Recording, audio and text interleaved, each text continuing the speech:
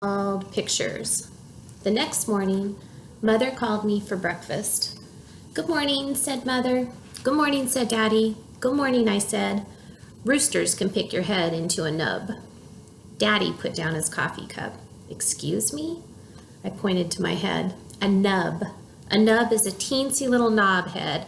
Roosters can pick your head into one. Oops, I messed up. So let me go back and remember when we mess up, we just go back and reread. I'm going to point to my words so that I'm focused. Roosters can peck your head into one. Mother looked strange at me. So give me your strange look. What in the world is this about? I did a big breath at her. Because how can I even be clearer on this subject? A nub, a roundish, ballish head knob. And don't tell me that roosters don't peck you on account of we had pet day at my school and that Meanie Jim brought a rooster to room 9 and that boy is a rooster expert. I looked at her. Plus also, you said that Uncle Billy's rooster was mean too, right? Mother, remember that? Mother looked frustrated at me. Then she put her head on the table and didn't come up for a long time. Finally, she peeked her eyes at Daddy. Now what? She asked kind of quiet. Maybe it'll blow over, said Daddy. I shook my head. Nope, it will not blow over. Because roosters do not listen to reason, and so there's nothing we can do about this pecking situation. Daddy rubbed his eyes. Oh, could we please change the subject, he said.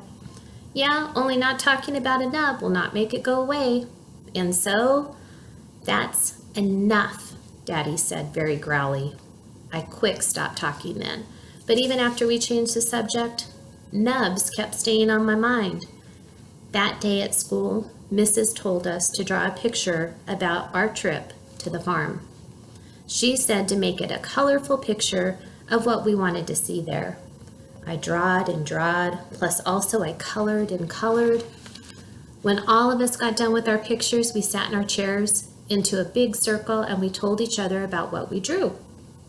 My bestest friend named Lucille went first. She drew a picture of a pink flamingo. Flamingos are my favorite animals. That's because pink is my favorite color and flamingos are pink. And I also have a pink dress that will match them perfectly. So that is the dress I will be wearing on the field trip. She wrinkled her nose real cute. Pink brings out the natural blush in my complexion, she told Mrs. Have you ever noticed my satiny smooth skin? Mrs. looked and looked at that girl. You are a fascinating child, Lucille, but I'm afraid there aren't any flamingos on a dairy farm. Lucille looked surprised. So what are there then? Well, flamingos can be found. Oh, so where are they then? She asked. Well, flamingos can be found in a lot of places, said Mrs. South America, for example. Lucille shrugged her shoulders. So fine, we'll just go there instead.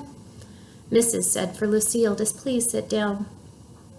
Then Polly Allen Puffer springed out of his chair. Look, teacher, I drew a catfish. See his whiskers? My brother said catfish whiskers are so sharp they can slice your finger to the bone. Mrs. made a sick face. Yeah, well, thanks for sharing that, Polly Allen. But we're not going fishing. We're going to a farm, remember? Polly Allen Puffer looked upset. Yes, but my brother said there's lots of catfish farms around here, and so that's the kind of farm that I think we should go to. No, Polly, no, said Mrs. We're just going to a regular plain old farm with regular plain old farm animals.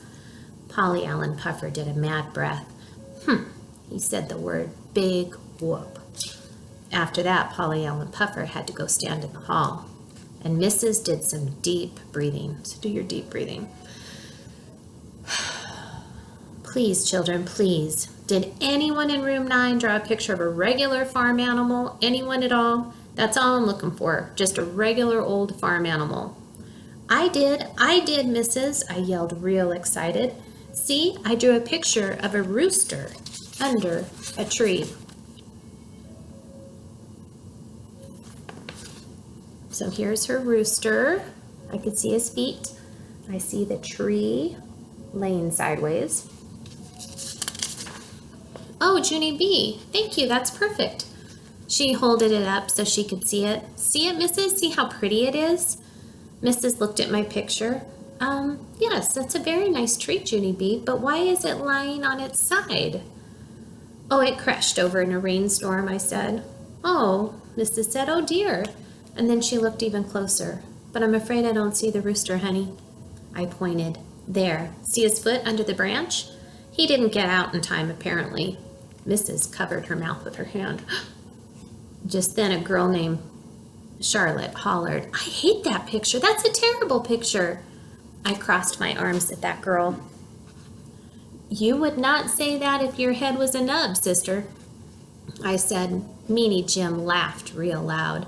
Then Mrs. said for all of us to take our chairs back to our table, and we did not show any more farm pictures. Okay, so that's the end of chapter 3. Chapter 4 is called Cockle-Doodly-Doo. So I'm going to mark our page. And then just thinking about what we just read, so Junie B drew a picture of a rooster underneath the tree that had fallen down. That didn't sound like a very nice thing to happen to the rooster. Wondering why she did that. Wonder what you think why she did that. So in our notebooks, we're going to put today's date, the 31st, March 31st, 2020. We'll do our illustration box. Okay, and I want you to do your own illustration of a farm animal that you would see at a farm. And I want you to tell me about it. So if you were to go visit a farm, or if you live on a farm, draw a picture. We're going to be making a connection to what we just read. So that means when we make a connection, we think about something that we know and would want to share it with Junie B if we could. So in your illustration, you're going to draw your farm animal, and let's start our sentence with on a farm there are, and then tell me what kind of animals you find on the farm, or what kind of animals you see on your farm. Okay? And as always, if you have parents, you could either have them take it to me at school, and I can pick it up from there even though I'm at home right now, or they can take a picture and they can email it to me, or they can text it to me. So that's all for today, and